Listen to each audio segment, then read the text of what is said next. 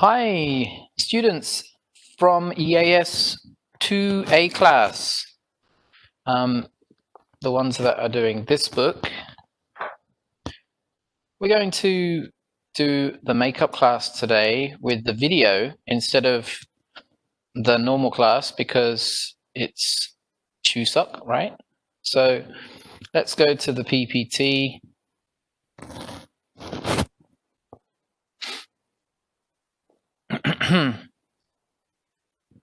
Just run through this very quickly. I'll put the links for the PPT and any other materials either on the YouTube or on eClass, or I'll send it to the Kakao Talk open chat.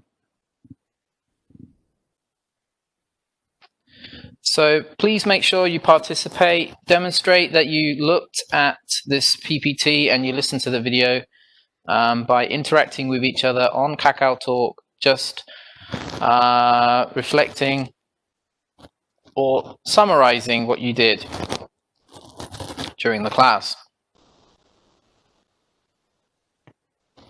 So the syllabus hasn't changed since I last showed you that. As you remember, I made the midterm and the finals a 2-day test.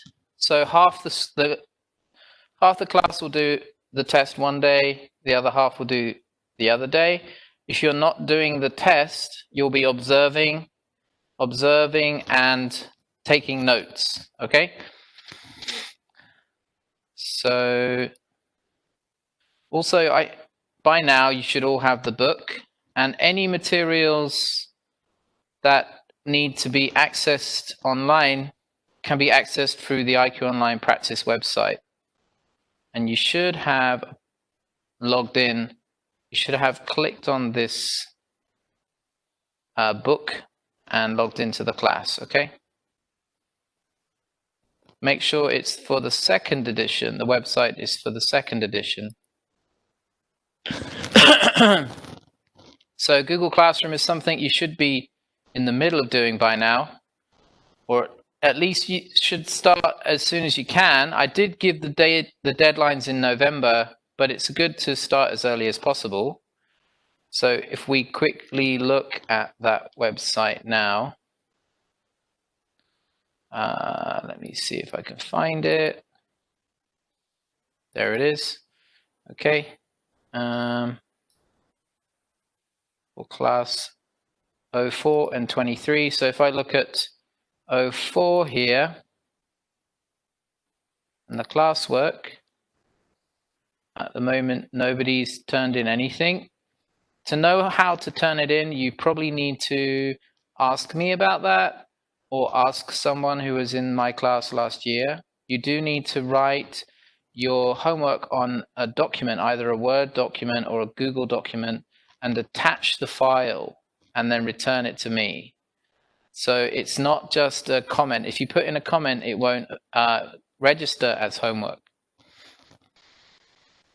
And the other class, 23, if I go here,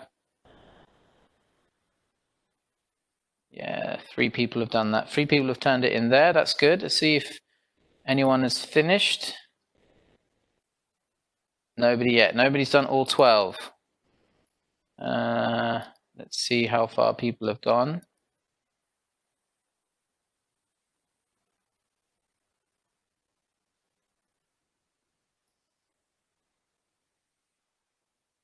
Looks like someone's done number 3. So that's pretty good. All right. So work through those, get those done. Just read the PPTs and reflect on that. Write your reflection, okay? Or your summary. If you want to study in England, there is an opportunity to do that. Ask me more about that if you like. These dates are not as accurate as the syllabus. If you want the dates, please look at the syllabus. They're more accurate than the PPT. These are the vocab and grammar sections of the book that I would like you to use when you're doing your midterms and finals. So it's worth you looking at those.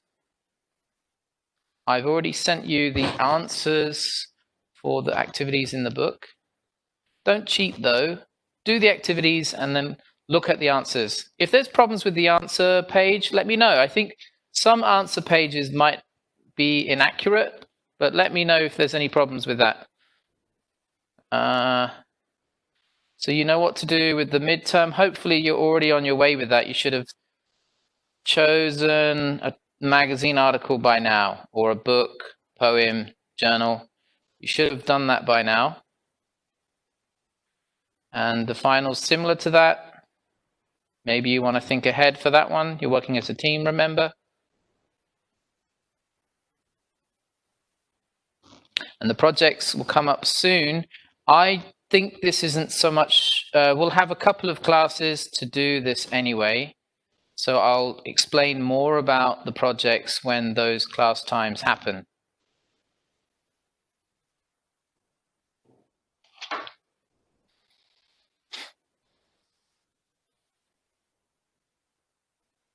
Okay. Don't forget, during class, some of you have problems with your microphone. Please test your microphone. If you have to change your microphone, please do that. Some people find that if they use their phone as a microphone, it works well, okay? But the phone is not good to see the PPT and interact with the video, but it is good. It's a good way to speak to people, to me. And so make sure you figure out your microphone. And don't forget cameras for finals and midterms.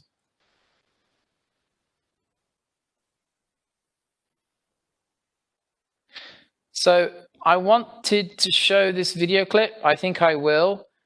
And I'll put this link in the e-class or on the YouTube video for this video, or send it to the open chat. This is let me give you a background about this movie. Stand By Me is an old movie now. None of these actors are famous these days. But in the past, they all were in other movies. But you probably won't recognize them. They're not famous today. So they're about the same age as Johnny Depp. One of them died.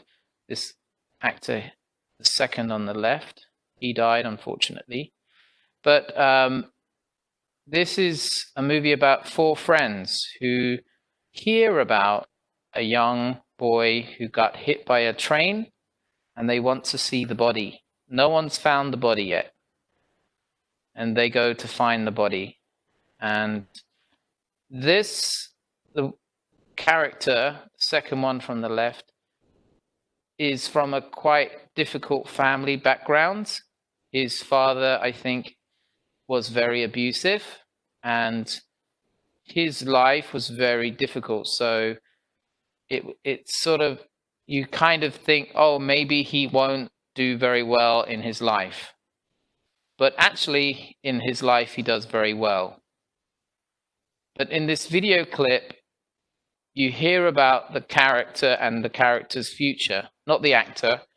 The actor, River Phoenix, died of drug overdose, but the character he plays, you hear about what happens to him in the future when you watch this video clip.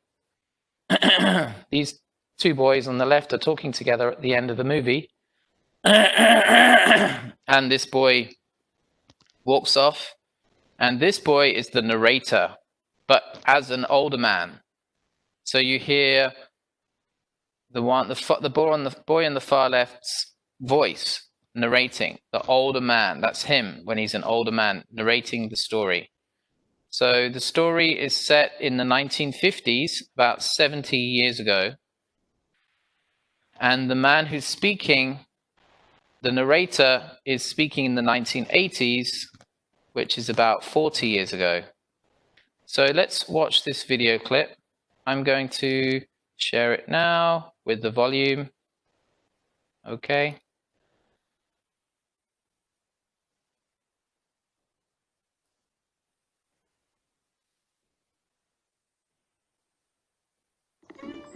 굿베이스 호박, 굿베이스 블루베리, 굿베이스 석류. 매일 채우세요. 나에게 필요한 에너지. 정관장 굿베이스.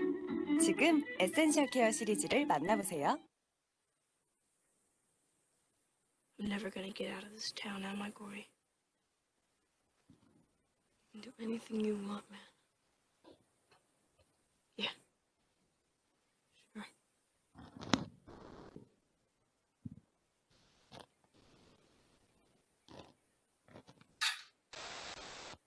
Some skin.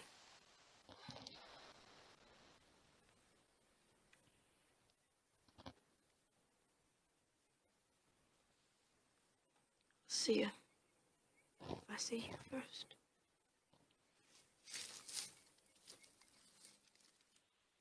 Chris did get out. He enrolled in the college courses with me, and although it was hard, he gutted it out like he always did. He went on to college and eventually became a lawyer. Last week, he entered a fast food restaurant. Just ahead of him, two men got into an argument. One of them pulled a knife. Chris, who had always made the best peace, tried to break it up. He was stabbed in the throat. He died almost instantly.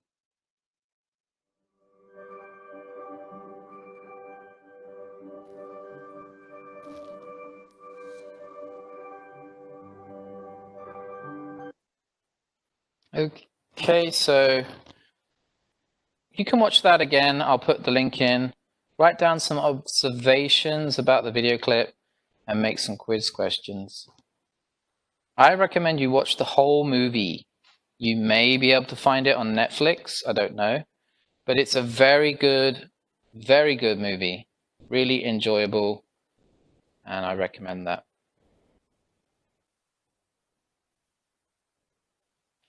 So mind map, this is a part of activity 1 as well. What sorts of things do teenagers go through because of pubescence, sort of adolescence? What happens to their physique, their voices, their minds, their emotions, and their relationships? So this is really about the study of adolescent psychology, I guess. Developmental psychology, what happens to young people during those years that affects them. And therefore, when bad things happen to teenagers at that time in their life, how does that affect them for the rest of their lives? So the next activity, there's some questions here about adolescence and being a teenager. Okay. So is there a term for adolescence in your language? Okay. I think the word is 청소년 in Korean. What does it mean? Why is it called 청소년? Is adolescence viewed as a difficult time for children, young adults in your country? Is it difficult to be a teenager? So from what I remember when I used to teach in middle school, it was quite difficult for many young people. Do you agree with that? As you've more recently been teenagers, maybe 3-4 years ago, how did you find that time? Try to answer that question. Put all your, if you can, put all your answers on the Kakao Talk. So another question here, were you an early or late developer? Okay, what does that mean? Sometimes a child will grow slower to an adult than another child. How about you? What were you? Were you more adult looking at an earlier age than your friends? So one of the things is the voice, right? When you're a child, especially for boys, boys have this very high-pitched voice, like a woman's voice, right? So Shakespeare when he made plays, used to have boys on the stage as women because of their voice. So did your voice develop quickly or slowly? Did you, continue to have that high-pitched voice for longer? Okay. So then, what physiological and psychological changes take place during adolescence? So think about the physiological. That means the physique, the body. So men get beards, for example, right? Psychological, how they think about themselves, about their world, about the people around them, okay? Next question. Did you suffer from spots and acne? Well, I did. Check it out. Check out the meaning of the word if you don't know, okay? Were you a problem for your parents during adolescence? I was. How about you? I know that parents and adolescents fight because of differences in opinion. Parents think teenagers are still children. Adolescents think, no, we are adults. Okay, so when did you think you were no longer a child? So in England, I left home at a very early age, about 17. And I think at 16, people can finish school and get a job. So yeah, some people say 16 is the age. What about in Korea? Would you like to relive your adolescence? Would you like to be a teenager again? I would. I'd like to do it all again, and I would definitely do it differently. I would be like, change everything, change it all, do it differently, What advice would you give to today's adolescents? Wow, today is such a different world. Everyone's very different. I don't know what advice I would give. I would say, make sure you do grow into an adult. And don't let anything too traumatic happen to you, okay? And do you think today's adolescents are more mature than when you were growing up? I don't think so. I think in some ways they're less mature because they're very protected. But in some of them are more mature, but it's seemingly most are too protected by society, maybe. Yeah.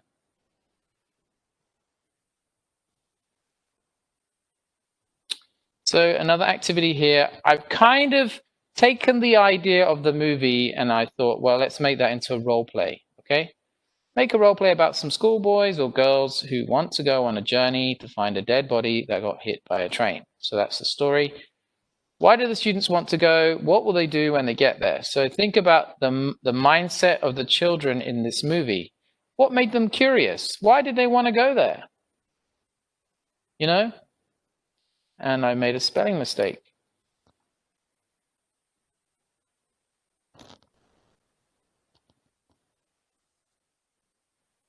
So, yeah. Kind of rewrite the movie if you like, okay? With your team.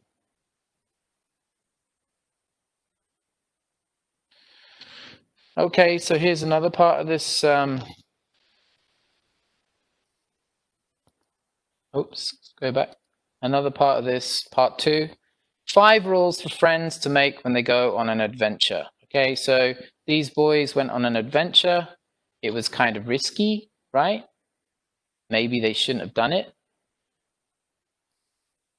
But they did, And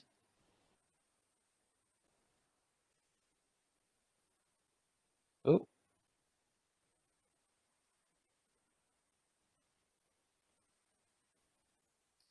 Let's go back and share. Sorry about that. So make 5 rules. If you go on an adventure with friends, what kind of rules do you need? So I've put one here about food. Make sure everyone gets a fair share of the food. What other things? What other rules would you make? 5 rules, simple rules, if you were to go on an adventure with your friends into the wild, into the dangers of the wild, you know? And what would you do? What rules would you make, you know? You need some rules because you got to stay safe, right? Think about water, food, safety, that kind of thing, right? You can see they're on a train track. That's dangerous. Yeah, what kind of rules would they need?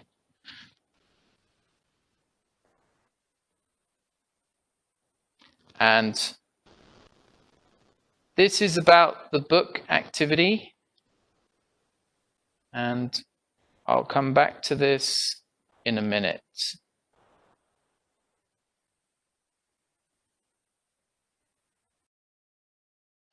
Okay, so let's continue with Unit 3. We're on activity 3 at the moment. Let's go back to the PPT, which is this one. And we go to slide 28. And we're going to look at the book now. There's vocabulary skills, writing skills, grammar skills, and a unit assignment. Okay, so let's go to the book. Start with the vocabulary skills. And this is on page number 79. Okay, so the first thing you can see is the vocabulary skills are about prefixes and suffixes. Okay, and a prefix is a group of letters that come at the beginning of a word. When you add a prefix to a word, it usually changes the word's meaning. So study this chart. You can see this table of prefixes from readings 1 and 2 and other common examples. So let's look at this table and break it down into its parts. So you can see, first of all, the prefixes itself. They've all got a dash on, but usually the dash disappears when you have the example, right? Anti, co, extra, in, inter, mid, miss, and re. Okay, so here's the meaning. Anti, against. Co, together. Extra, more. In, not. Inter, go between. Mid, middle. Miss, incorrect, badly. Re, again. Here's some examples. Anti-war, cooperation. Extracurricular, independence. Interact. Mid-50s, misunderstanding. Reread. Okay, so you can see only one of them has the dash still. That's the mid-50s. Sometimes they do, but you can see mostly they don't, right? A suffix is a group of letters that comes at the end of a word. When you add a suffix to a word, it usually changes the part of speech of that word. For example, adding the suffix shun to the verb inform makes it the noun inform, informa, information. Okay, so you've got an R there too, right? Study the chart of suffixes from readings 1 and 2. So a suffix goes at the end. You can see the dash goes at the front of the suffix, meaning that it goes at the end of the word. And none of the words have the dash, right? In this case. Suffixes that form nouns. So a suffix will change the word into a noun, an adjective, or a verb. Okay? So let's look at the nouns ending in ants and ants, competence and significance. Okay? Shun becomes assumption, connection. Assumption is from the word assume, and connection is from the word connect. So they added ion at the end of connect, and they took away the E, put a P there, and T-I-O-N, okay? And then for the adjectives, they use ant, and for, because consistent, important, from importance, there's importance, okay? And full leads to resentful and successful, okay? Then there's the verbs, ate, eyes, exaggerate, motivate, organize, realize, okay? So those are the suffixes there. And then what I want you to do is go to part A and B. They're on the next page, page 80, okay?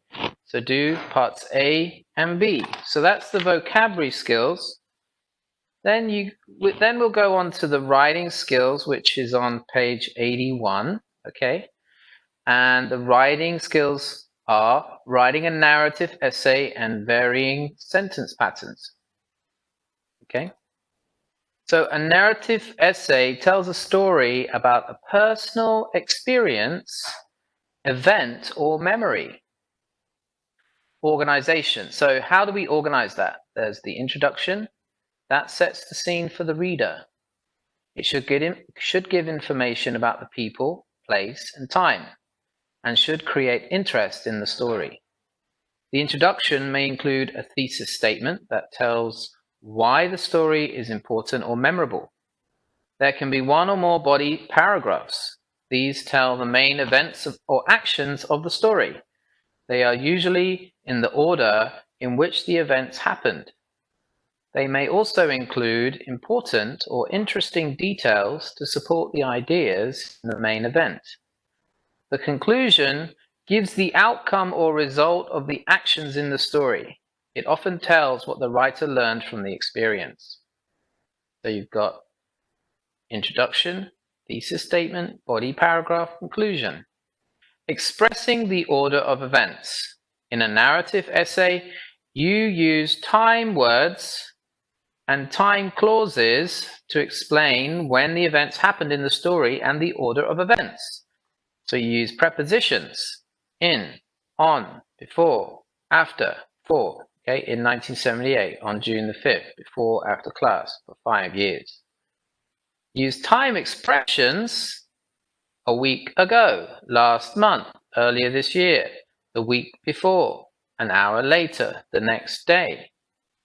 Okay, then time clauses, after we spoke, before I ate, as they were leaving, when we met. So you can see the clauses have got verbs in there, spoke, ate, were leaving, met, okay? Then you can have varying sentence patterns. Varying sentence patterns in your writing will help the reader maintain interest and focus on important information. Here are some ways to add variety to your writing. So you can do shorter sentences, okay, or longer sentences. And here's some examples. Shorter, longer with conjunctions, that's and or but. Longer with subordinators, that's things like because, when, even though, although.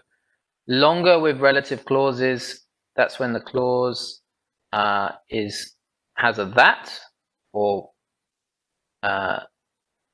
who, okay, or which. The next noise that I heard was definitely not a cat. The next noise was definitely not a cat. You see, it's in the middle of the sentence there. There's a relative clause, that I heard, okay? So shorter sentences emphasize or stress one important point. Longer sentences combine closely related ideas. Longer sentences can be made using conjunctions, subordinators, or relative clauses to combine shorter sentences, okay? So that's the writing skills. The activities for that are from pages 82 all the way to 86. So there's quite a lot of activities there. Let's go through those really quickly. The first activity is a brainstorming one on page number 82. Brainstorm ideas for a narrative essay. Draw a timeline. So there's a timeline here. Okay. Then on the next page, page 83, it's a writing model. So there it's got on the side, introduction, body paragraph 2, body paragraph 3, and a conclusion, right? So the writing model says, read the model narrative essay, notice the organizational structure, then answer the questions on page 84. So let's go to page 84. 84 has the questions there. Who are the people? Where does the action take place? When? Okay, and then part C, complete the outline of the essay. You do not have to use the writer's exact words. So that's part C. Then on the next page, page 85, part D, look at body paragraph 3 of My Mother's China Cups on page 83. Circle the conjunctions, underline the subordinators, put a star next to the relative clauses. So we'd learned about those in the brown box on page 81 at the bottom, the varying sentence patterns. Okay, so rewrite this paragraph, part E, part F, go back to the paragraph and circle the conjunctions, underline the subordinators, then answer these questions, put a star next to the relative clauses, okay? And read the rest of the essay, which goes from page 85 to 86, okay? Quite a lot to do. And now we're going to do grammar, okay? So the grammar's explained on page 86 to 87, okay? The grammar is past perfect and past perfect continuous. Order of events in the past. The past perfect shows that one event happened before another event in the past. The past perfect expresses the earlier event. The simple past is often used to express the later event. The past perfect often gives background information about events or situations. It has the same form for all subjects. Subject plus had plus not plus past participle. Every morning, no matter how late he had gone to bed, my father rose at 5:30. I got the job because I had lived in China for several years. Let's go to the next page to continue to look at the grammar on page 87. Past perfect with past time clauses. The past perfect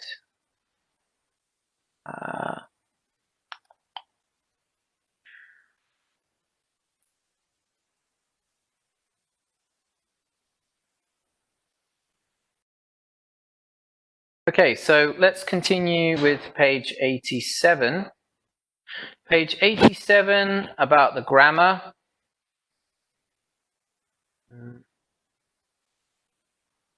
Which I will find now.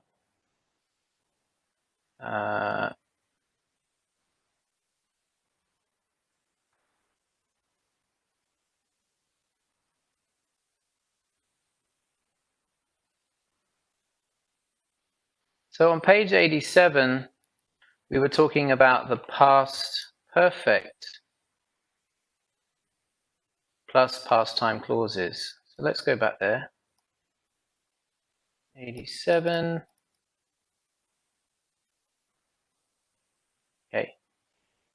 Page 87. The past perfect is often used in sentences with past time clauses.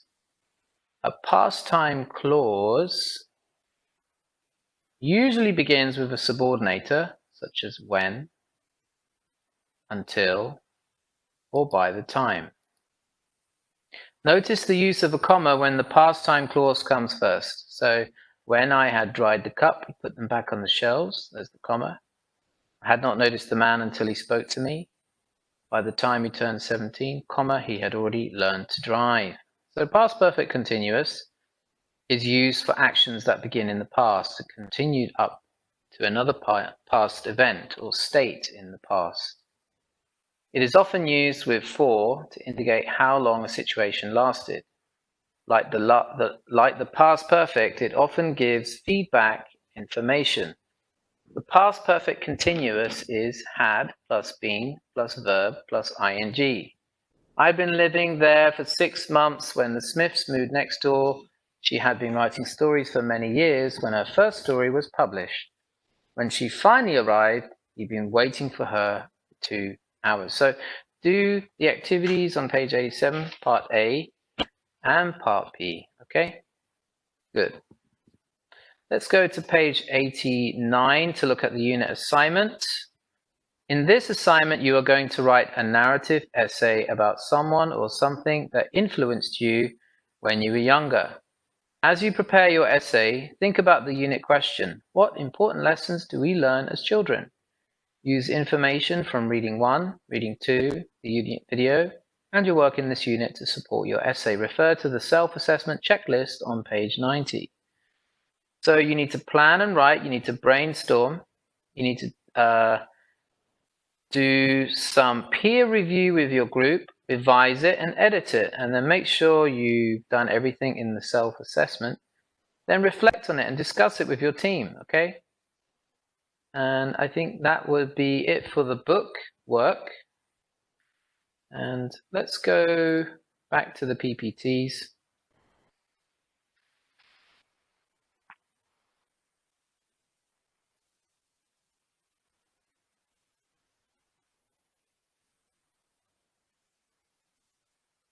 Okay, so we finished all the activities on here. Let's go to slide 3B, current affairs recount. Do you remember any news stories about any of these events in red? So if we look over here, these are the words that I'm talking about: earthquakes, forest fires, drought, blizzards, volcanoes, and floods. I'm sure you've read about these in the news. They happen quite a lot, okay? So fill in the sentence stems and prompts below and read them aloud using audio files or voice notes, okay? So here we've got a green section here. I saw, let's use that, let's take that, cut and paste, copy. Maybe we can write it somewhere in a minute. So I saw, and then a natural disaster, which would be one of the red words over here. I saw a forest fire on TV last year. So when could be last year, last month, last week, on Monday. It was in where? Where was it in? In Korea. People had to, what did they do? They had to try to put the fire out. They had to flee from their houses. They had to run away very quickly. They had to go into the sea. There were, write one sentence about the buildings, animals, plants, or something else. There were animals and birds fleeing from the forest. There were buildings on fire. Yeah, so you can just take one of these topics and then make it into a kind of story, okay? You can use that, any story, okay? So that's part 3B, all right? Let's go to part 3C. What are the characteristics of a British teenager? List 5 things. So I put here they like to fight in the playground. When I was a child, I remember many students fighting in the playground. So to really understand British teenagers, I kind of recommend you do a little research. So one thing you could talk about is like TV shows or movies about British teens, TV shows or movies about British teens, okay? And then there might be a list of them here. So if we look here, there's lots about British teens here. Sex Education, The Inbetweeners, Skins, My Mad Fat Diary, Misfits, Fresh Meat, Hollyoaks, Coming of Age. The best British TV shows for young adults, most popular British youth movies and TV shows, the best British teen dramas on TV of all time, best British teen shows of all time, British teen drama television series, even on Wikipedia. So let's click on one of those. Let's go to most popular British youth movies and TV shows, okay? This is on IMDb. The Inbetweeners is quite famous. Didn't know Wild Child. I'll tell you the ones I don't know most of these. I know Human Traffic. I know... I don't know many of these actually. Yeah. I know Jurassic Park. Yeah, so you can look through these, and perhaps some of these are not even correct. I don't know. Jurassic Park isn't in England. So maybe there's some things in there you can find. Just, you have to do a little bit of a search. Do a little bit of a search on Google, and here's one. Best British teen shows of all time. Yeah. And then they've got a list here as well. Skins, The Inbetweeners, My Mad Fat Diary, never heard of it. Misfits, Wolf Blood, Fresh Meat, House of Anubis, Normal People, Grange Hill. Yeah, just go down and find some and find out about young people in England. What are they like? How do these TV shows represent young people in England? Okay. Are they similar to Korean young people? Maybe not. Okay. So activity 4 is an emergency procedure. Listen to the recording, which is here. Click one of the links below. We'll use the QR code, which is there, and fill in the blanks. Okay. So we can do that now, or you can do that in your own time. Let me see. If we click, if I open this up in a minute, we can perhaps have a look at that. Yeah. We'll do that another time. But you can do that in your own time. I can send you the link to the listening activity, and then you listen and fill in the blanks. Okay. And the last thing is the BBC article. If you read the BBC article, you can if you read the BBC article, you can answer the questions there too. Okay. So let's have a look at that BBC article. What is anxiety? There's lots of pictures there and video clips and reading. So read through that and write some questions about that. And everyone experiences anxiety, right? So it's about anxiety. It's a news story about anxiety, and lots of information, and use that to make a quiz for each other. You know, not too hard. We even got a picture of Ariana Grande there, right? So that's good. So anyway, if you need any of those links, whether the audio or the BBC or any other link, please let me know. And we'll put those on your Kakao Talk, okay?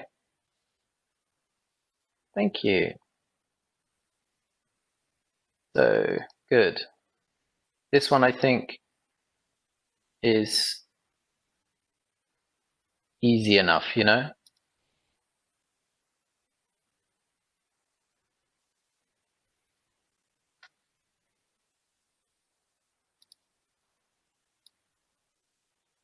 All right. Any questions about that? If you do, please message me. Thank you for coming, guys. I really appreciate your hard work and efforts. And see you guys in the class. Thank you.